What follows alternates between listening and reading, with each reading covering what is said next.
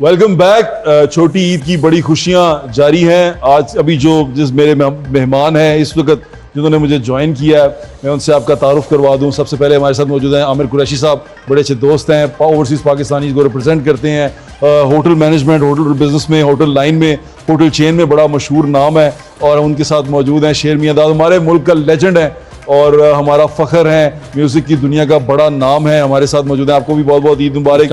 और उनके साथ मौजूद हैं डॉक्टर तारिक महमूद मियाँ, जो family academy of family physician के प्रेसिडेंट हैं, मेरे अंकल भी हैं, मेरे वालिद साहब के दरीना दोस्त भी हैं। तो आपको भी अंकल बहुत बहुत ईद मुबारक। बहुत शुक्रिया आपके आने का। भाई आपको भी बहुत बहुत ईद मुबारक, बहुत शुक्रिया यहाँ पे आने का। तो आप इसे स्टार्ट करते हैं।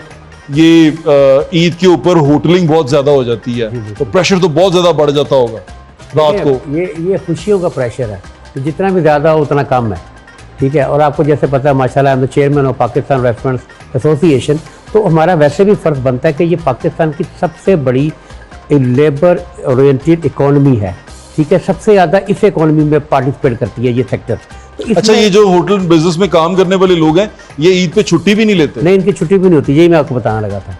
ये छुट्टी भी नहीं करते हैं। और दूसरी बात है कि आपके प्रोग्राम के तौर से एक मैं आम पब्लिक मैसेज देना चाहता हूँ। जो हमारे माशरे में एक कमी है उसको सुधरना चाहिए, उसमें पार्टिसिपेट करना चाहिए। वो क्या है? वो क्या है कि जैसे ये ईद है, ईद नहीं भी है, आप जब भी रेस्टोरेंट में गए हैं, आपको वेटर्स ने डोरमैन से लेके वेटर्स हैं, मैनेजर्स हैं, पूरी एक चेन है, सब आपको सर्व कर रहे होते हैं। और आप देखें कि आप कभी भी रेस्टोरेंट में जाए, कभी अकेले गए, आप अकेले गए, खाना खाया, बिल दिया, वेरी वेरी रेयर होता है, ऐसा होता नहीं है। मैं करता हूँ वैसे, ऐसे बहुत कम करते हुए मैं करता हूँ अक्सर। I give myself a treat all the time।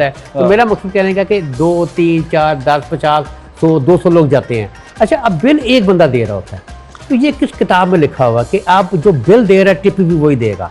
जो वेटर सर्व कर रहे हैं, जो मैनेजर सर्व कर रहे हैं, जो डोरमैन है, आपको उनको अप्रिशिएट करना चाहिए। अगर आप मुफ्त दावत में खाना खा रहे हैं तो उनको टिप्स तो दें, आप उनको अप्रिशिएट करें। एटलीस्ट वो रोड पे क्राइम नहीं कर रहे हैं। अच्छा, मैं वैसे वेटर भी हूँ, मेहनत कर रहे हैं। आपके रेस्टोरेंट में वेटर हूँ ना मैं? हाँ जी, आप बने थे वेटर एक दफा। यस, हाँ, इनके रेस्टोरेंट में वेटर हूँ। वेटर बने थे वहाँ पर एक दिन अंकल मैंने वेटर बन के काम किया था। जी जी बिल्कुल। मैंने डिशेस सर्व की थी, प्लेटें लगाई थी, सफाई भी की थी। मैंने सोचा एक दिन वेटर बन के देखा जाए, तो इनके रेस्टोरेंट में वेटर बना था। पूरा प्रोग्राम किया था हमारा, जो पोइट रेस्टोरेंट मीनारे पाकिस्तान था, वहाँ पे आपने वहाँ पर किया था। और मुझे तनख्वाह भी मिली थी, एक दिहाड़ी एक दिन की मैंने ली थी। बिल्कुल ली थी। मैंने असल में इसलिए किया था अंकल कि मैं देखना चाहता था कि वेटर जो एक दिन में कमाता है वो अपनी फैमिली के लिए राशन ले सकता है। अगर उसके घर में 5 लोग हैं तो वो इतने पैसे कमा लेता है कि वो घर जाके राशन भी लेके जाए, खाना भी लेके जाए, बच्चों के लिए चीजें भी लेके जाए। तो मुझे आमिर भाई ने ये एक ऑनर किया था मुझे कि उन्होंने मुझे वहां पर अपने पे काम करने दिया।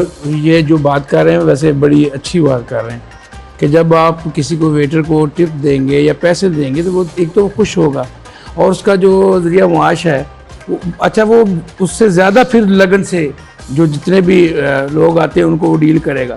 अच्छा, वैसे मैं इसमें एक बात बताऊं आपको, वेटर को उम्मीद नहीं रखनी चाहिए, लोगों को देना चाहिए। वेटर को मैंने देखा अक्सर वेटर ना उम्मीद की टिप में ना जाते जाते फिर कोई बैड कमेंट कर देते हैं। अगर ना दो ना उनको पैसे तो वो कोई बैड कमेंट कर देते हैं। नहीं, ऐसी ये बैड कमेंट नहीं करना चाहिए। ऐसी चीज मेरे तक नहीं पहुंची। मेरे साथ ये हुआ है 2 दफा ना कि मैं पहले दे दिया, उसने आपको पहचान लिया होगा ना। मैंने दे नहीं, मुझे मतलब मेरे दोस्त के साथ हुआ ना, मैं गाड़ी में बैठ गया, हम दे आया मैं, तो वो उसके पीछे पीछे आ रहा था, उसको उसने गाड़ी का दरवाजा भी खोला, उसने नहीं दिया तो उसने बैड कमेंट उसको बुलाया। मैं कहा ये मेरे साथ है, मैंने तुझे दे दिया है, तो फिर इसको कहने की क्या जरूरत है तुझे कि तू इससे भी डिमांड कर रहा है, मैं तुझे दे चुका हूँ, तो फिर खत्म हो गई बात। तो ये एक छोटी सी मैंने वो कही थी कि दूसरी दोनों तरफ से होना चाहिए। जब ये प्रोग्राम किया था हमने मीनारे पाकिस्तान वाले पॉइंट पे, तो आप लोगों का गेस्चर भी चेंज किया था क्योंकि आपने कुछ मास्क पहना था। मास्क पहना हुआ था, ठीक है। एटीट्यूड चेंज था लोगों का, रवैया देखा था, जरा चीज डिले हो जाती है, लगा देते हैं जल्दी कर। हाँ जी, ये सारा आपने वहाँ पे फील किया था। अंकल ऐसे हुआ, मैंने मास्क पहना हुआ था तो उसने आवाज लगा दी कि जल्दी कर, उसको नहीं समझ आ रही थी कि रिकॉर्डिंग हो रही है और ये कौन है, मास्क पहना था, जल्दी कर, उसने साफ कर, यहाँ से उठा। मैं कहा ओके। अच्छा अंकल, आपकी ईद कैसी गुजरती है?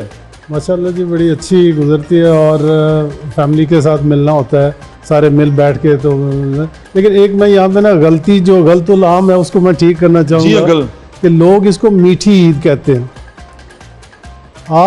मैं आपके प्रोग्राम के तवज्जुह से कि सबसे पहले आपने मीठा नहीं खाना।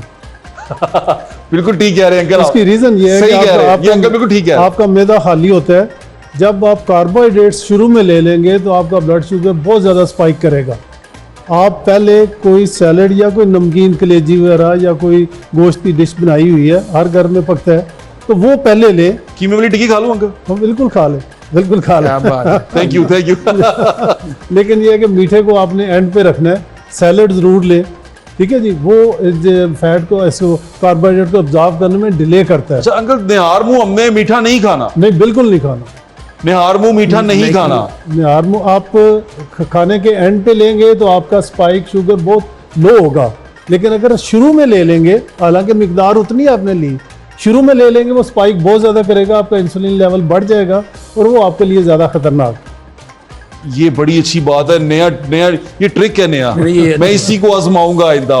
अच्छा इसी पे रहूंगा। अच्छा अंकल ये बताएं कि फैमिली आगे बच्चे सारे बाहर हैं, आप सेटल डाउन है जी जी, और आप ये फैमिली पे ईद वाले दिन वो आते हैं, इकट्ठे होते हैं? आते हैं सारे, और उसके बाद बाकी फैमिली के लोग। सबकी शादी होगी ना अंकल? जी सबकी शादी हुई। तो अब कैसा लगता है आपको? देखिए, ज़िंदगी की मुख्तलिफ स्टेजेस हैं। एक दफ़ा पहले आप बच्चे होते हो, फिर आप बड़े होते हो, फिर आपके बच्चे होते हैं, आप उनके फिर बच्चे। तो ये एक ज़िंदगी का चाल चलाओ है, वरना मेरा ख्याल है कि अगर मौत ना होती तो शायद आज दुनिया में पैर रखने की जगह भी ना होती। तो ये अल्लाह ताला ने जो सिलसिला बनाया ना, वो अपना ज़बरदस्त, आपने अपना ड्रामा है, एक अपना अपना रोल अदा करके तो चले जाते हैं। आपके वाले साहब थे, मुझे याद है जब आप बिल्कुल छोटे थे। जी अंकल। तो वो कितने प्यार से और इन्हीं के पास जाते थे। बहुत ज़बरदस्त शख्स, मेरा ख्याल है कि मीडिया में इतना डाउन टू अर्थ और इतना वेल स्पोकन, वेल बिहेव्ड बंदा कभी नहीं देखा। बहुत ज़बरदस्त। सलीम साहब जी इनके वाले थे, माशाल्लाह, मेरे वाले उनसे बड़े देर का ताल्लुक था। तो वो मैं समझता हूँ कि उनसे इंसान एक दफ़ा मिल ले ना तो सदियों याद रखता है कि यार ये बंदा बड़ा ज़बरदस्त है। मैं एक छोटा सा ब्रेक ले लूं, ब्रेक के बाद वापस आते हैं, गुफ्तगू का सिलसिला यहीं से जारी रखेंगे।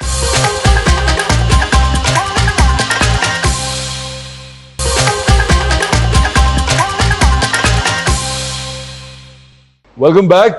हम बात कर रहे थे सेहत की। डॉक्टर साहब आपने एक बड़ा अहम बात बताई कि टाइप 2 की जो जिनको डिजीज हो या जिनको लेट जाके डायबिटीज हो तो वो अपना इंसुलिन टेस्ट जरूर करवाएं। इससे क्या फर्क पड़ेगा अंकल? अच्छा देखें, जो दो किस्म की आम तौर पे शुगर है, एक टाइप 1 है जो बच्चों में होती है, उसमें तो इंसुलिन बन ही नहीं रही होती, उसमें मजबूरी है आपकी इंसुलिन देना। लेकिन जो दूसरे बड़े हैं जो डायबिटिक हैं। अच्छा, हम में से किसी को ये भी नहीं पता टाइप 1 टाइप 2 जी जी बिल्कुल बिल्कुल। बच्चे जो हैं उनमें कुदरती तौर पे ये होता है कि जो पैंक्रियास लबलबा है वो इंसुलिन बना ही नहीं रहा होता, ठीक है जी। तो जो बड़े हैं उनमें ज़्यादा बन रही होती है, लेकिन वो असर नहीं कर रही होती, वजन की वजह से, वेट की वजह से, उसके बाद आपकी डाइट की वजह से, क्योंकि जितने कार्ब आप ज़्यादा लेंगे उतनी इंसुलिन ज़्यादा बनेगी।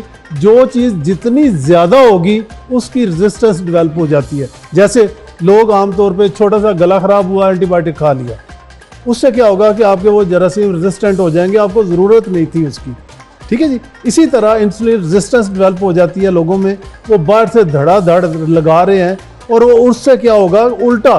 बस इंसुलिन क्या करती है, आपको मोटा करती है, आपकी खून की नालियों को मोटा करती है, तंग करती है। उससे क्या होगा, आपकी दिमाग की नालियां तंग होंगी, दिल की नालियां तंग होंगी, गुर्दों की नालियां तंग होंगी, पाँव की नालियां तंग होगी, तो आपको फालिज होगा, हार्ट अटैक होगा, गुर्दे फेल होंगे, पाँव की नालियां बंद होगी। तो वो लिहाजा आपने जब तक 1-2% लोग होते हैं टाइप 2 के जिनकी इंसुलिन बहुत कम हो जाती है, उनको ज़रूरत है, अदरवाइज मेजॉरिटी को नहीं ज़रूरत। अच्छा अंकल, ये आजकल एक और नया चल रहा है कि लड़कियां जो हैं बड़े शौक से ओजेम्पिक की तरफ जाती हैं। उनको लोग स्पेशली ये कॉस्मेटिक वाले उनको ये रेफर करते हैं कि आप मंजारो लगवाएं, बाहर से मंगवाएं और लगा लें, ओजेम्पिक लगाएं। मेरे एक दोस्त हैं, बड़े सीनियर डॉक्टर हैं, उन्होंने भी मुझे कहा कि तू भी ओजेम्पिक लगा ले, मैं नाम नहीं लूँगा उनका। तो ये क्या हम ओजेम्पिक यूज़ कर सकते हैं, मंजारो? देखें जी, ये जितनी दवाई है ना, कोई भी मेडिसिन है, उसकी वो हर एक के लिए नहीं है। मसलन एक बंदा है, उसका BMI 35 है, वो बहुत मोटा है, वो 150-200 kg उसका वेट है, उसके लिए मजबूरी है कि वो लगाए। आप जैसा यंग बंदा जो कि डाइट से, एक्सरसाइज से और मतलब नींद पूरी करके, नींद अगर आप पूरी नहीं करेंगे, जो मर्जी कर लें, आपका वेट कम नहीं होगा। ये बड़ी अहम चीज़ है। 7-8 घंटे की नींद, अनइंटरप्टेड नींद, हाँ वो बहुत ज़रूरी है, वरना कार्टिसोल आपका हाई होगा, आप जो मर्जी कर लें, आपकी शुगर नहीं, जितनी मर्जी डाइटिंग कर लें नहीं होगी। स्ट्रेस जितना ज़्यादा आप लेंगे आपकी मोटापा बढ़ेगा, कम नहीं होगा। तो लिहाजा ये 3-4 चीज़ें हैं कि आपने कार्ब कम खाने हैं, नींद पूरी करनी है, स्ट्रेस फ्री लाइफ गुजारनी है, वॉक करनी है। अच्छा, वॉक के बारे में एक इनके बात कर रहे थे शेरदाद साहब कि आपने चलते हुए आप बात कर सकें, आपका सांस ना फूले। अगर सांस आप दौड़ रहे हैं, सांस फूल रहा है, आपका कार्टिसोल बढ़ रहा है, वो आपको उल्टा नुकसान देगा। तो लिहाजा आपने इस तरह चलना है कि आप अपने दोस्त साथ चल रहे हैं तो आप उससे बातें करते जा रहे हैं, तो वो जो है ना, ये नई चीज है। हम ऐसे करते हैं, मतलब हमें सांस नहीं चढ़ना सांस चाहिए। नहीं हाँ चढ़ना जी, चाहिए। बातें करें। ये कार्डियो अगर करनी है ना तो सिर्फ 1 मिनट के लिए कोई साइकिलिंग तेज करके उसके बाद 1.5 मिनट आप रेस्ट करें, तब उसका फायदा है। लेकिन लॉन्ग जो आधा पौना घंटे की वॉक है, उसमें आपका सांस नहीं फूलना चाहिए, सांस नहीं फूलना नहीं चाहिए। फूलना चाहिए। मैं बात करता रहता हूँ टेलीफोन पे या किसी दोस्त को बिल्कुल बिल्कुल। बातें कर, और मैं खुश होता हूँ कि मुझे मेरा सांस, अल्लाह का शुक्र है, ठीक है। सांस नहीं फूलना चाहिए। फिर वैसे अगर फूले तो सांस ज्यादा फूलेगा ना तो इसका मतलब है आपका हार्ट रेट तेज है। हार्ट रेट तेज तब होता है जब कार्टिसोल हार्मोन है एक, वो कार्टिसोल हमारा हार्मोन उस वक्त रिलीज होता है जब आपको कोई मतलब यहाँ पे एक क्लाशनकोफ वाला बंदा आ जाता है और हम पे तान लेता है, हमारी एकदम दिल की धड़कन भी तेज हो जाएगी, हमारा शुगर लेवल भी बढ़ जाएगा, और हम या फाइट या फ्लाइट, या हम उससे लड़ने के लिए अपने आप को तैयार करना है या भागने के लिए तैयार करना है, फाइट और तो फ्लाइट। उस ये वक्त- अच्छा दौड़ो। फ्लाइट उस वक्त कार्टिसोल आपका होता है रिलीज। तो जब आप आहिस्ता आहिस्ता वॉक करेंगे आपका कार्टिसोल नहीं बढ़ता, आपका ग्रोथ हार्मोन बढ़ता है, वो आपके लिए बेनिफिशियल है। ये मैं अपने दोस्तों को भी बताऊंगा कि ऐसी वॉक किया करें जिसमें सांस ना चढ़े। इसको चहलकदमी भी कहते हैं। बिल्कुल बिल्कुल ये बिल्कुल। चहलकदमी है। और इसका सीधा साधा तरीका है कि आप बात कर रहे हैं तो अगले बंदे को आपको ये नहीं कि इस तरह करके होता है। टेलीफोन पे जब बंदा बात करे तो होता है। अग्री। अच्छा, इसमें ना तो ज़ाहिर बात है जो डॉक्टर साहब को एक्सपीरियंस है वो हमें तो नहीं है, नहीं, लेकिन आपको मैं ये खुद पे समझता experience है ना, हूँ, आपने हमने तो तजुर्बे करके किए हुए देखा हैं। हमने करके देखा हुआ है कि जो डॉक्टर साहब बात कर रहे हैं ना, मैं करता रहा हूँ शेफ में, जिम पे, ट्रेडमिल पे आपने स्प्रिंट करनी है, जितनी आप इजीली मैक्सिमम भाग सकते हैं भाग लिया, उसके बाद आपने नॉर्मल हो जाना है। जब तक आपका सांस जीरो नहीं हो जाना ना, जीरो मीन्स कि आप नॉर्मल नहीं हो जाते, आपने उसके बाद दोबारा फिर एक ब्रेक लेनी है, 10 सेकंड, 20 सेकंड, 30 सेकंड, जो भी आपकी स्पीड है। स्प्रिंटर तो हम लगाते उसके होते बाद थे, फिर आप क्रिकेट नॉर्मल में चले स्प्रिंट जाना। लगाते थे ना, वो उसके बाद रन लेने आपने फिर नॉर्मल चले जाना है। इस तरह के 2-3 अगर आप इंटरवल्स में करें ना तो ये भी बड़ी ज़बरदस्त चीज़ है, क्योंकि मसल भी तो चाहिए ना। अगर आप सिंपल वॉक करेंगे तो मसल कहीं नहीं बन रहा। अच्छा, मुझे शुरू में अगर मैं जिम करता था ना तो सांस चढ़ता था, लेकिन अब आगे मैं जितना मर्जी हैवी वेट लगा लूं अब सांस नहीं वो चढ़ता। आपका स्टेमिना बढ़ गया ना। स्टेमिना बढ़ गया। देखिए, इसको कहते हैं कि आपने थोड़े अरसे के लिए एक आध मिनट के लिए आप इंटेंस एक्सरसाइज करें, जैसे साइकिलिंग वो होती है जिम यही मैं में, आपसे या कह रहा हूं। बाकी और चीज़ें, उसको करें। जरूरी है। उसके बाद आपका हार्ट रेट ऑलमोस्ट डबल हो जाएगा। फिर आप 1.5 मिनट रेस्ट करें, ठीक है ना। रेस्ट लाजमी है। रेस्ट लाजमी है। इसको हाई इंटेंसिटी इंटरवल ट्रेनिंग कहते हैं, इसको HIIT, जी। ठीक है ना। वो जरूरी है बहुत। अगर आप कंटिन्यूसली करते जाएंगे वो फिर नुकसान देती है आपको। यानी कि अच्छा, मैं रुकना आपको बात जरूरी है। बताऊं, एक जो डॉक्टर साहब कह रहे हैं ना, मैराथन का पता है आपको? हाँ। मैराथन जो लोग वॉक करते हैं और पता नहीं कितने 100 किलोमीटर जाते हैं, हाँ ठीक है, एक वो क्लास है, उनकी हड्डियां बिल्कुल जिस्म से बाहर आ रही होती है। हाँ। शरीर आपने चेक किया। हाँ। अब आप देखें स्प्रिंटर, वो मस्कुलर होएगा, ठीक है, वो फिट होएगा। अब जो स्प्रिंट है ना वो लॉन्ग टर्म नहीं हो सकती है, वो शॉर्ट ही होती है। जिस तरह चीता है, हाँ, चीता भी sprint लगाता है। चीते की कितनी स्पीड है आपको पता है? कि एवरेज स्पीड टाइम क्या है? फ्यू सेकंड्स है, मे बी 5 सेकंड, 7 सेकंड, इससे ऊपर वो नहीं दौड़ सकता। 30 सेकंड का। हाँ जी, उससे ऊपर वो दौड़ नहीं सकता है। इसलिए ये दोनों चीजें जरूरी हैं ये जो मसलों के लिए। इनकी बात ये चीज़ बिल्कुल जरूरी सही है कि आपने मसल बिल्ड करने हैं ना, जी, जी। वो वॉक से नहीं वॉक से नहीं होंगे, होंगे। कभी नहीं होंगे। Reduce वो होंगे। वेट लिफ्टिंग से, जी वो जो कोई ऐसे रेजिस्टेंट ट्रेनिंग जी, से, बिल्कुल। उससे मसल बिल्ड होते हैं। मसल जितने आपके ज्यादा होंगे आपकी शुगर उतनी कंट्रोल रहेगी। यस, अगर आपने और ओलंपिक में क्या होता है, 60% फैट लॉस होता है, 40% मसल लॉस होता है। जब आप, इसीलिए ना बहुत ज़्यादा जो लोग फ्रेल हैं, बहुत ज़्यादा उसमें नहीं है लेकिन वेट ज़्यादा है, तो उनको नहीं देना चाहिए। उनके मसल पहले ही कम है ओल्ड एज में, और ओल्ड एज में मसल डेवलप करना बहुत मुश्किल है। यानी कि जिन लोगों के पास जो चबी हैं वो लोग ओलंपिक ना लगाएं। नहीं नहीं, उनको नहीं लगानी चाहिए। और दूसरा क्या है कि जब आप लगाना बंद करेंगे ना, फैट वापस आ जाएगा, मसल वापस नहीं आएंगे। वाह वाह वाह तो वाह। मसल जो है ना, असल चीज आपकी जिंदगी लॉन्जिविटी जो है वो डिपेंड्स ऑन मसल्स। बिल्कुल ठीक कह रहे हैं, आपका बहुत बहुत शुक्रिया सब गेस्ट का। इंशाल्लाह दोबारा आपसे मुलाकात होगी। छोटा सा ब्रेक लें, ब्रेक के बाद आपको दोबारा ज्वाइन करेंगे। Thank you so much.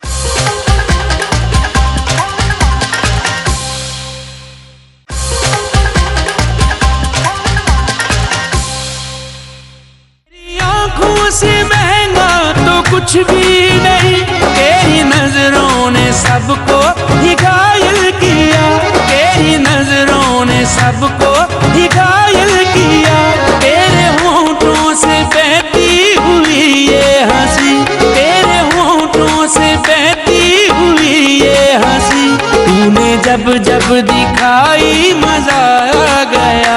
मेरे रश के कमर, रश के कमर, रश के कमर, रश के कमर, रश के कमर, मेरे रश के कमर, तूने पहली नजर जब नजर से मिलाई मजा आ गया। हर किसी गिर गई काम ही कर गई, हर किसी गिर गई काम ही कर गई, आग ऐसी लगाई मजा आ गया।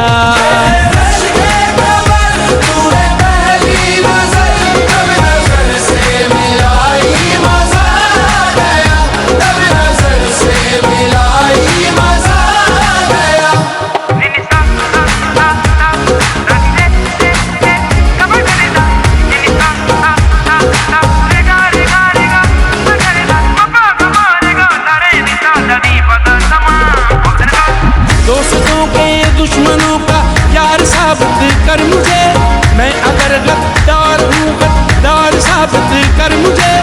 पहले मैं भी तेरे दिल की कीमती चीजों में था, अब अगर बेकार हूँ बेकार साबित कर मुझे। मेरे दोनों हाथ चूमे और वो रोने लगा, मैंने उससे जब कहा था प्यार साबित कर मुझे। नजर से मिलाई मजा आ गया।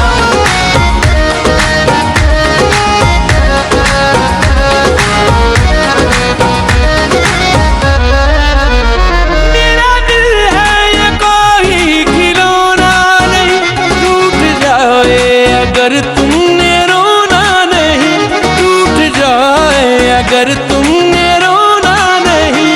मैंने देखी नहीं बेवफाई कभी, मैंने देखी नहीं बेवफाई कभी, तूने करके दिखाई मजा आ गया।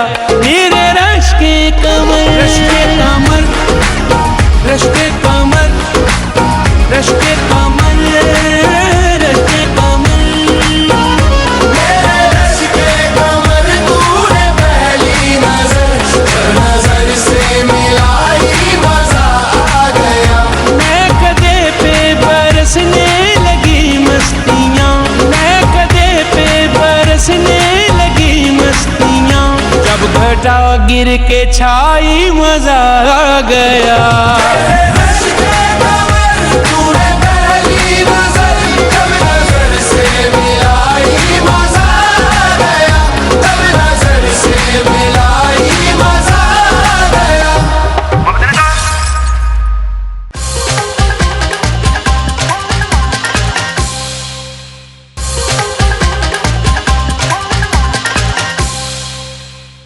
Welcome back. आपने गाना सुना शेरमी अदा साहब का और मुझे बड़ा मज़ा आया गाना सुन के।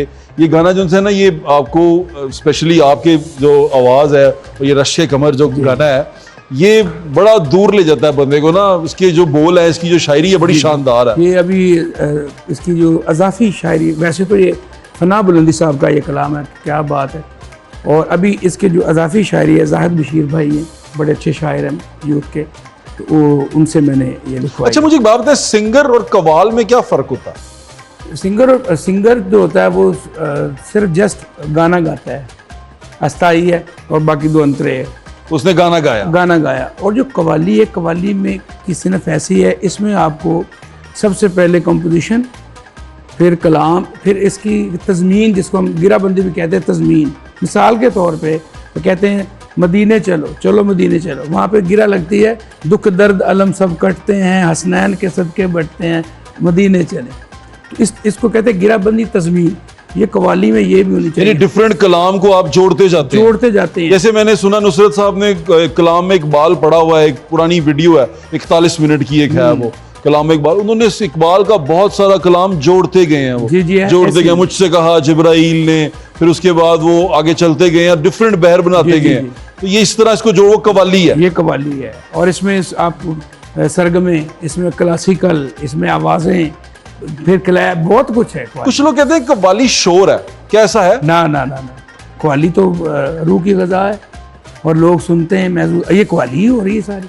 और आज व्हाट्सएप, आज कल जो जितनी भी न्यू जनरेशन है, आप देख लें कैफ़े में कवाली है, और कोई ऐसा घर नहीं है जिस शादी में कवाली की रस्म ना हो। जिस तरह रस्म हीना होती थी, ढोलक होती थी, अब कब तो कवाली नाइट्स होती कवाली हैं। नाइट्स होती हैं। तो कवाली अगर शोर होता तो कौन सुनता? हाँ, जो लोग शोर करते हैं उनको नहीं सुनना चाहिए, जो शोर बर्पा करते हैं उनको ना सुने। डिपेंड ऑन यू, आपकी चॉइस। नुसरत साहब की कवाली, आपके कवाली हो कवाली लोग तबाही मचा देती थी। अब आजकल आपको कौन से कवाल पसंद है? 4 हैं, एक तो शबाज फयाज है, एक जैन ज़ुहैब है, ये दोनों चारों जो उनसे है ना, ये कमाल का ये कॉम्बिनेशन लेके बहुत बहुत हमें बड़े बड़े अच्छे कवाल है माशाल्लाह। मैं सबके लिए दुआ गूँ, अल्लाह पाक बेशक। सबको। आपका फेवरेट कवाल कौन सा है? मेरे देखिए, क्योंकि हमारा ख़ानदान है, ये नहीं कि हम जितने भी आप नाम ये ले रहे हैं ये हमारे बच्चे हैं, यानी हमारे आप मुझे मालूम है, शागिर्द है। जी ऐसे ही है। मैं सुनता अपने वालिद साहब उस्ताद मियां दार खान साहब को, बड़े भाई उस्ताद बदर मियां दार खान, मेरे कज़न, मेरे उस्ताद बदर मियां हो जी, और उस्ताद नुसरत फतेह अली खान साहब मेरे कज़न है। मैं राहत भाई की कवाली सुनता हूँ, रज़वान मज़्ज़म है, मेरे भतीजे गा रहे हैं। देखिए, हमें वो चीज़ पसंद है जो रियलिटी, जो कवाली का वो दे के गए ना सांचा, नुसरत फतेह अली खान साहब, ठीक है। और जब भी सुने, अच्छा उनकी मैं कहता हूँ जिस महफिल में बरकत ना पड़ती हो, उनका कोई कलाम अल्लाह से लेकर जो भी आप पढ़ें, लोग इस तरह सुनते हैं जिस तरह उन्होंने कहा ये सुनना ही सुनना है। कई दफ़ा इस तरह हुआ कि जाके न्यू कलाम की बड़ी तैयारी की है, शायरी भी अच्छी होगी, पढ़े, लेकिन लोग ना ध्यान ही नहीं देते। ज़रा कि निकालो तुम्हें दिल लगी भूल जानी पड़ेगी, पता नहीं कहाँ से लोग आ जाते सामने। अच्छा, कुछ ऐसे कवाल होते हैं जो कलाम को जिंदा रख जाते हैं, गा के उन्होंने कलाम जिंदा कर दिया। वो पढ़ा लिखे पढ़े आप कोई चलते जाएं तो समझ नहीं आती, लेकिन किसी ने गा दिया तो वो जिंदा कर दिया, और समझ भी नहीं आती उसमें क्या होता है। अच्छा रिश्मा, अभी हम जिक्र कर रहे थे किसी फनी वाकये का, आपने कहा कि सबसे ज्यादा दुख तब होता है खुद ही बता दें। नहीं, मैं आपको कोई और स्टोरी सुनाती हूँ। नहीं, वही वाली मैंने बताया। रिसेंटली जो हुई है वो सुनाती हूँ। अच्छा, अभी क्या हुआ कि मेरा जो ऑफिशियल फ़ोन है उस पर कॉल्स तो आती रहती हैं। एक कॉल कंटिन्यूसली आए जा रही है। मैंने कॉल पिक कर ली, मैंने कहा हाँ जी कौन? कहता बाजी हमसे बात तो कर लो। मैंने कहा हाँ बोलो। कहता हम तुमसे शादी करेगा। बाजी कह के ब्याह दा प्रपोजल पाता अगले ने, गुड। कहता है हम तुमसे शादी करेगा। मैंने कहा अच्छा। मैंने कहा तुम क्या कर सकते हो? कहता सऊदीया में मेरी कंस्ट्रक्शन कंपनी है और मेरी यहाँ पे बसेस चलती हैं, ये सब बेच के हम तुम्हें दे देगा। मैंने कहा कितने की बन जाती हैं सारी? कहता 30-40 करोड़ बन जाता है। मैंने कहा अच्छा 30-40 करोड़ तुमने मुझे दे दिया तो खाओगे कहाँ से? कहता हम घर के बाहर फ्रूट की रेडी लगा लेगा। प्रैक्टिकल आदमी, मतलब उन्हें क्या तू तो मन तेनू दिता मैनू दिता कोई गल है। कहता हम घर के बाहर फ्रूट की रेडी लगा लेगा। मैंने कहा चलो अल्लाह आपको भला करे भाई, अल्लाह हाफ़िज़। बड़ा अच्छा मतलब प्रपोजल भाईजान, देखे क्या इज्जत से आया अगला। क्या बाजी की हाल है? डोल वाला बाजी। अच्छा, आपकी लाइफ में कोई म्यूजिक से रिलेटेड फनी वाकया हुआ हो? इस तरह की एक कवाली हो रही थी, तो वो बड़े अच्छे बुजुर्ग हैं फैसलाबाद के, तो उनका ऊपर से टाइम था, उस कवाल के ऊपर उनका टाइम, तो वो कवाल गा रहा था क्यों नहीं आया मेरा माही, क्यों नहीं आया। ठीक है, अब यही रिपीट चल रही है, मेरा माही क्यों नहीं आया, माही क्यों नहीं आया। अब उसको पैसे भी हो रहा है, तो वो जो बाबा जी का टाइम था ऊपर से उनको नहीं बुला रहे। अब जो बहुत ज़्यादा हो गया, आधा पौना घंटा, आप कवाल उनको चल जाके बेटा जो नहीं ना आया तो कल तू भी ना जाएंगे।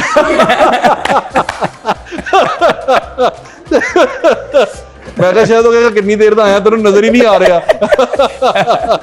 अच्छा ये जो बात बता दो आप, सबसे ज्यादा दुख कब होता है? हाँ, बेलें चोरी होती हैं। हाँ जी, वेले चोरी होती हैं? हाँ, मेरी तो होती है। ये कैसे वेले कैसे चोरी हो जाती है? ये तो चोरों को पता है। हमारे तो मैं बताता हमारी हूँ, तो होती है। बेबसी है हमारी बेबसी। फनकार। बेबसी कैसे, ये सुनने वाली बात। मैं अपना यूएसए में शो कर रहा हूँ तो डॉलर ही डॉलर हो रहे हैं और बिगड़े मेरे- ने? हाँ, और मेरे सामने उठा के लेके जा रहे हैं। अब बेबसी ये है कि अगर मैं कहता हूँ कि ये ना उठाएं तो आपको पता इंसल्ट महसूस इंसल्ट होती है। और ये भी नहीं होता कि ये लेके चले जाएं। हाँ, तो ये सही कह रही हैं कि जब बेलें उठाते हैं फिर तकलीफ तो होती है। ये कौन लोग उठाते हैं? एक्स्ट्रा लोग आए होते हैं? एक्स्ट्रा भी मेरी होते तो हैं। टीम हाँ? मेरी तो टीम वाले करते हैं। अच्छा, अपनी टीम वाले चोरी कर लेते हैं? हाँ, इस तरह भी होता है, लेकिन मैं मेरे साथ अपना मैं कैलिफोर्निया में शो कर रहा हूँ तो दो लड़के आए, कहते जी लंदन मुलाकात हुई थी। मैंने कहा अच्छा अच्छा ठीक, कैसे हैं? ठीक। वो मेरे साथ खुद ही बैठ गए। अच्छा, मैंने कहा ठीक। अब वो पैसे जितने डॉलर्स हुए वो उन्होंने किसी चीज़ में रखे बैग में। मैं वो तस्वीरों के क्रेज़ होता है लोगों को, हाँ जी बनवाएं, हाँ जी बनवाएं। बस मैं तस्वीरें बनवाता रहेगा, वो ले गए। अभी जो रिसेंटली मेरे पास बच्चा था ना, उसने जब पैसे चोरी किए तो मेरी हेल्पर साथ थी। उसने कहा इधर आओ, अपनी पैंट में से तुम उसमें ना अंडरवेयर में डाल लिए पैसे। अब 10 नोट 5-5 हजार वाले गायब किए हो तो क्या पता लगता है। कहती निकालो बाजी के पैसे, वो मुझे छोड़ के चला गया। अच्छा, वो पैसे चुकी जा रहे हैं? बच्चा भी मुझे छोड़ के चला गया। ये तो बड़ा अजीबो गरीब आ गया। वेला चुकी जाते हो, कौन लोग हो तुसी हो? अच्छा भाई, म्यूजिक है, सिंगिंग है। जवाद भाई आए हुए थे सुबह ना, उनसे मैं बात कर रहा था। वो कुट तो नहीं कहते पड़ी आपको? हाँ? कुट तो नहीं पड़ी? नहीं नहीं, मेरे भाई है अच्छा, बड़ा। वो आजकल बहुत हाइपर रह रहे नहीं, हैं। वो मेरा भाई है बड़ा अच्छा आदमी है। ये तो लोग उसे तंग करते हैं, नहीं, वो इस तरह का बिल्कुल नहीं है। बहुत अच्छा आदमी है, बड़ा अच्छा आदमी है। यानी कि जवाद अहमद को भड़का के अपने व्यूज ले रहे हैं और कुछ भी। ये तो ऐसी बात है कि जिस तरह आपको कोई बुजुर्ग हो, वो गुस्से वाला हो तो एवं तुसी उन्हें तंग करी जाओ। लेकिन वो मुझे एक टाइम पे मतलब मुझे बहुत ज्यादा अभी भी अच्छे लगते हैं। मेरा कोई पर्सनल क्लैश तो नहीं उनसे। तो उनका एक ट्रैक है, वो मैं रिमिक्स करना चाह रही थी। कौन सा? क्या नाम है मेहंदी? ट्रैक का? उनका वो है एक, ओ कहंदी सैया मैं तेरी। हाँ, ये वाला ना मैं रिमिक्स करना चाहती थी ढोल के साथ। तो मुझे किसी ने कहा कि यार एक दफ़ा उनसे परमिशन ले लो, बाद में कॉपीराइट का मसला बनता है, तो तुम एक दफ़ा बात कर लो। मैंने कहा हाँ, मेरी अच्छी मुलाकात है, हम चैनल्स पर मिलते रहते हैं, मेरे पास नंबर भी है, मैं बात करती हूँ। मैंने कॉल किया, मैंने कहा सर मैं आपका गाना रिमिक्स करना चाह रही हूँ। हाँ हाँ बेटा कर लो, कोई मसला नहीं, बेस्ट ऑफ लक। ये वो बड़ा उन्होंने मुझे सपोर्ट किया। मैंने कहा चलो ठीक है। आधे घंटे बाद मुझे किसी की कॉल आती है, जी मैं उनका मैनेजर बात कर रहा हूँ, तो इस गाने की हाफ रॉयल्टी जो है वो आप मुझे देंगी। मैंने कहा देखिए 1-1.5 लाख का ऑडियो हो गया, कोई 5-10 लाख रुपये मैं वीडियो पे लगाऊंगी। अब मुझे नहीं पता यूट्यूब मुझे उसके कितने देता है। हो सकता है मुझे लाखों में आ जाए, हो सकता है मुझे करोड़ों में आ जाए, हो सकता है कि वो आए ही ना, तो मैं आपको कहाँ से दे दूँ। तो ये बड़ा अजीब सा था कि ये फिर वो उन्होंने मुझे- मैनेजर ने किया होगा। ये बात वो मैनेजर बड़े सियाने होते हैं। हाँ। क्योंकि जवाद भाई को जितना मैं जानता हूँ, जवाद भाई एक शानदार आदमी है। उनकी उसके बारे में बात करते हैं। छोटा सा ब्रेक ले लें, ब्रेक के बाद वापस आते हैं।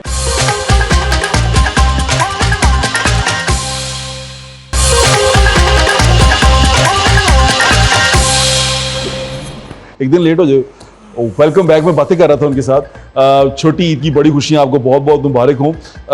अरिश्मा से हम पूछ रहे थे, बल्कि भाईजान आपसे मैं पूछ रहा था कि जवाद भाई ने कहा कि मैं सिंगर नहीं हूँ, या जो मेरे जो दौर के लोग थे वो सिंगर नहीं थे। सिंगर उन्होंने कहा कि सजाद अली हैं, शफकत अमानत अली हैं, ये वो लोग हैं जो क्लासिकल सीखे हैं। उन्होंने और लोगों के नाम लिए, हुसैन बख्श गुरलू का भी नाम उन्होंने लिया। वो मुझे बड़ा अच्छा लगा क्योंकि मैंने उनसे उनके बारे में सुना, मैं उनको सुनना चाहता हूँ, बल्कि मैं ये सारा कुछ खत्म करके जाके अब गुल्लू साहब के गाने सुनूंगा। तो आपको क्या आप क्या समझते हैं कि ये जो सिंगर हैं, पॉप सिंगर हैं, ये सिंगर हैं, इनको सिंगर कहा जा सकता है या ये खुद तो पॉप आर्टिस्ट कहते हैं? देखिए मेरी बात सुने, सिंगर जो भी गाता है वो सिंगर है, ये तो पढ़ी लिखी बात है। गाने वाला तो होता ही सिंगर है। हाँ, बात काबिलियत की है तो वो डिपेंड ऑन पब्लिक, किसी को मानती किसी को। अच्छा, क्रिटिसाइज करने वाले जिस तरह बहुत बड़े को खान साहब है, हमें कहने ओ यार की कर रहे हैं, ओ यार की कर, इस तरह नहीं होना चाहिए। जितने भी सिंगर हैं मैं सबको सिंगर मानता हूँ। अप्रिशिएट करना चाहिए। जी अप्रिशिएट करना चाहिए। और बट साहब वेलकम करना सीखना चाहिए। हमारे आर्टिस्ट वेलकम नहीं करते। हाँ, अच्छा, वेलकम बल्कि क्या मैं इसी इशू पे बात करना चाह रहा था, हाँ। ये जेलसी के ऊपर। मैं कहता हूँ जब मैं 1996 में मेरा पहला कैसेट आया, अल्लाह ने मुझे इज़्ज़त दी, उस वक़्त नुसरत फ़तेह अली खान साहब भी ज़िंदा थे, बदर मियां दादा खान साहब भी ज़िंदा थे, यानी सब लेजेंड ज़िंदा थे। और मेरा कैसेट निकला और वो अल्लाह के हुक्म से छा गया, नाम ही हो गया ना शेर मियां दादा हो गई थी। तो इसी तरह मेरी ज़िंदगी में अगर कोई बच्चा गा के आगे आता है तो मुझे भी तो वेलकम करना चाहिए भाईजान। जो मैं नहीं करता, मैं फ़ौरन कहूँगा ओ यार ओ छोड़ो पर है को गाना आंदा, और नहीं, इस तरह नहीं करना चाहिए। अल्लाह जब चाहे किसी को नवाज दे, वो तो तिनको को चाहे तो करोड़ों कर दे। अल्लाह अभी जो आप में ब्रेक के वक्त आपने जो सराइकी गाना सुनाया, जी जी, ये क्या शानदार आपने गाया। आप अच्छा ये बैठे बैठे क्या वो मुझे कहने लगे खान साहब सराइकी, अच्छा मैं भी कुछ होता था जब हम उस वक्त ना, ये मैं कोरोना से पहले की बात कर रहा हूँ, ठीक है, उस वक्त अभी कवाली इन नहीं हुई थी, हाँ। शादियों में थोड़ी बहुत ही हो रही थी। तो मैं एक शादी पे गया तो वहाँ पे ना लोगों के गाने चल रहे हैं सराइकी में। अच्छा हम यानी मैंने महसूस किया कि इनकी पॉपुलैरिटी ज़्यादा है हमसे, तो मैं बात फील की। तो हाँ, सराइकी में इनके दोस्त हैं जिशान रोकड़ी, जी जी, क्या हाँ। शानदार आदमी है। हाँ, उस वक्त क्या उनके गाने वालिद गाता थे। है वो। हाँ, अच्छा अब क्या हुआ, मैंने कहा यार क्या करें, हमें भी सराइकी, फिर क्या हुआ, तो ये मैंने गाना कंपोजिशन मेरी थी, तो मैंने इस पे गाना लिखा।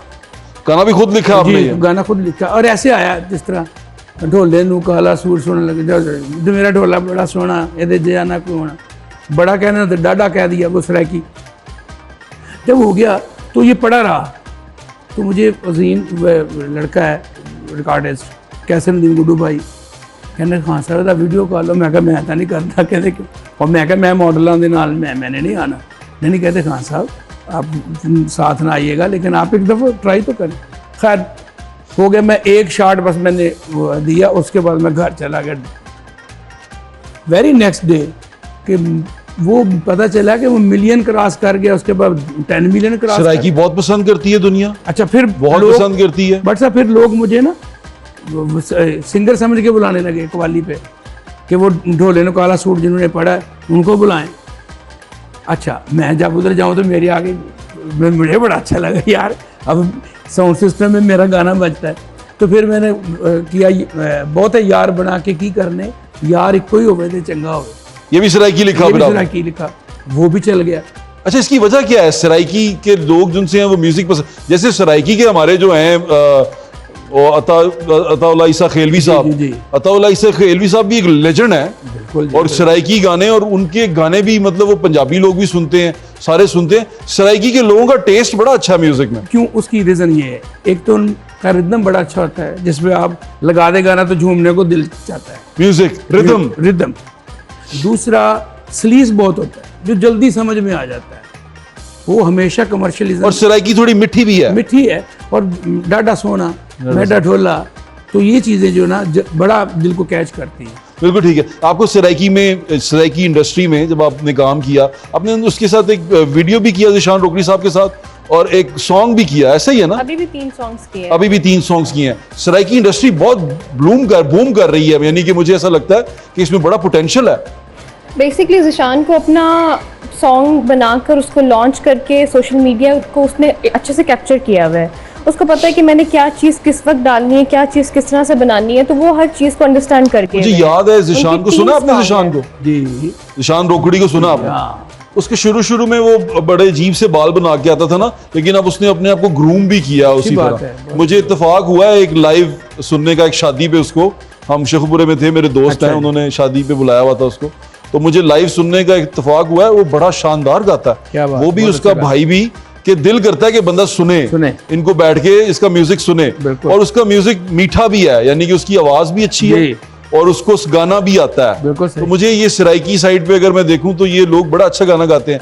फिर एक बार वो याद है नियो के शो पे एक लड़का आया था बालों वाला, पता है इसका मुझे नाम भूल गया है, वो भी जो गाना गा रहा था, अब मैं मेरे लिए वो फर्स्ट टाइम मैं उससे मिला था, लेकिन भाई उसका गाना कितना अच्छा था, वाह, कि बंदा झूमता है उनके ऊपर। बिल्कुल। तो सराइकी का म्यूजिक, सराइकी म्यूजिक जी, जी। और ये जो हमारा इस खित्ते का म्यूजिक है जो पोटोहार से थोड़ा सा लगता है, इसमें क्या डिफरेंस है? मैं वही डिफरेंस, एक तो इनकी लहर एकदम बड़ा अच्छा है, जो मिसाल के तौर पे हमारी पंजाबी गज़ल है, गीत है, उसमें वो रिदम नहीं लगता जो सराइकी अंदाज में लगता है। अच्छा वो ऑटोमेटिकली वो ऐसा रिदम, अब हम कवाली में भी उसको मैं कहता हूँ यार वो लगाओ जरा सराइकी रिदम रिदम लगाना जरा। जब वो लगता है सराइकी रिदम तो लोग झूमते हैं। और आपके ढोल पे भी सराइकी थाप होती है, हाँ जी। आप हमें सुनाएंगी। अब एक छोटा सा ब्रेक लेते हैं, ब्रेक में रिश्मा हमें सराइकी रिदम सुनाएंगी।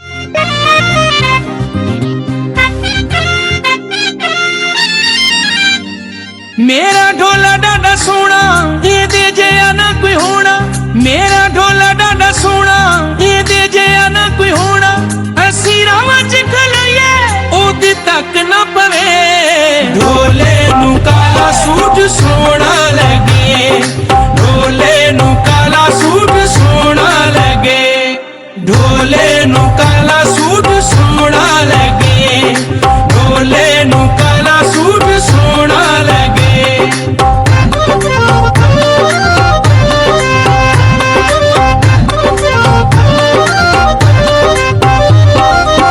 सोने सोने ने मेरी जान कढ़ लैन, इत्ते मैनू मिल जावे मिले जिंदगी नू चैन, कदे कट्ठे सी पईए मजे जिंदगी दे लईए, कदे कट्ठे सी पईए मजे जिंदगी दे लईए, साडे दोवां विच अल्लाह करे विथ ना पवे, ढोले नू काला सूट सोना लगे, ढोले नू काला सूट सोना लगे, ढोले नू काला सूट सोना लगे, ढोले नू काला सूट सोना लगे।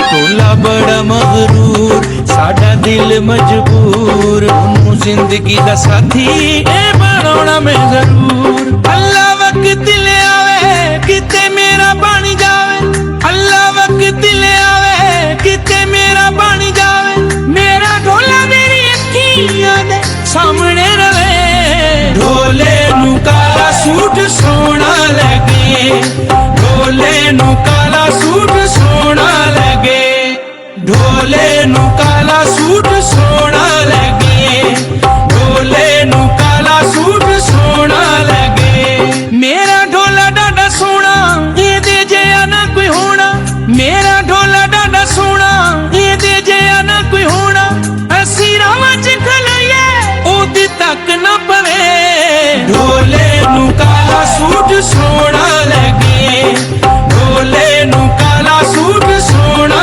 लगे। मैं उम्मीद करता हूं आपको आज की ये ट्रांसमिशन पसंद आई होगी और अपने फीडबैक से पता नहीं हम कहाँ आगाह करेंगे आप, लेकिन कर दीजिएगा कहीं ना कहीं। अगर सोशल मीडिया पे देखें तो वहां बता दीजिएगा, या दिल में कोई अच्छी बातें कर लीजिएगा हमारे बारे में, या तो दुआएं दे दीजिएगा क्योंकि ईद का दिन है, दुआएं देनी चाहिए। और अगर कोई परेशानी, कोई तकलीफ, कोई दुख हुआ हो हमारी ट्रांसमिशन देखते हुए, कोई कहीं पे कोई तकलीफ आई हो, तो उसके लिए मैं माजरत ख्वाह हूँ।